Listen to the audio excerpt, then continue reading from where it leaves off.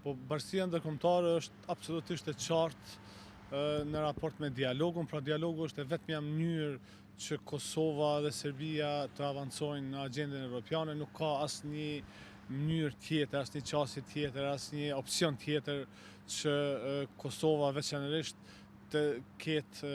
ndonjë përparim, ndonjë progres, dhe çdo vonesë, çdo blokadë e dialogut është në mënyrë të drejtë për të drejtë edhe blokadë dhe vonesë e rrugës evropiane të Kosovës. U pa që në të gjitha urimet, edhe nga presidenti Macron, edhe nga kancelari Merz, edhe nga gjithë kryefjala ishte vazhdimi i dialogut edhe kthimi në tavolinën e bisedimeve. Pra, nuk ka asnjë mënyrë tjetër për zotin Kurti që ta shpërbëj këtë izolim pa dialog. Deklaratat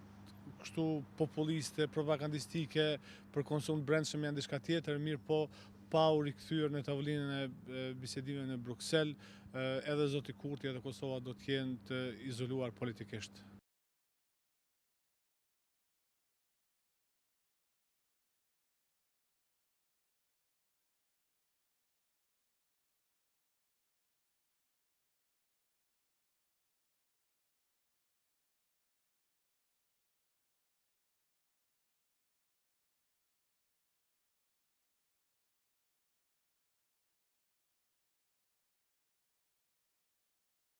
Kemi kryer negociatorin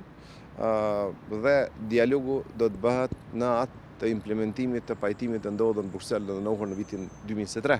flasim edhe për aneksin. Tani, në këtë rrafsh unë konsideroj që tani do të kemi dialog për jetësimin,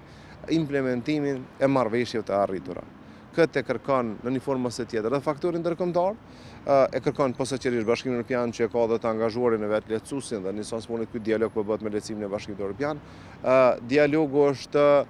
sidomos me marrëveshjen e fundit ku edhe antarësimin e BE si për Serbinë si për Kosovën është i ndërlidhur fuqishëm me çështjen e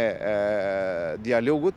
Dhe në këtë rrafsh suksesin në dialog dhe në këtë rrafsh konsideroj që nuk ka alternativë më të veçantë se sa dialogu, për arsye se është fakt. Dhe në këtë rrafsh dua të besoj dhe shpresoj që edhe Republika e Kosovës me kryenegociatorin e ri, zotin Greu Konjuca, që në gjykimin tim duke u dëshmuar në vazhdimsi si një zbutës i mirë, në këtë pozicion dua të besoj që do të shkëlqej për të zbutur, qetësuar edhe shumë nga ato premtime të jashtëzakonisht të agravuara të kryeministit vendit në mënyrë që të jetë edhe implementimi më i pranueshëm në mënyrën edhe të narrativës shpjegimit që mund ta ketë në të ardhmen kryeministi i vendit në ato situata ku shpjegimi për to ka qenë ndryshe, tani do të jetë ndryshe, për shkak se do të kemi të bëjmë me jetësimin e marrëveshjes.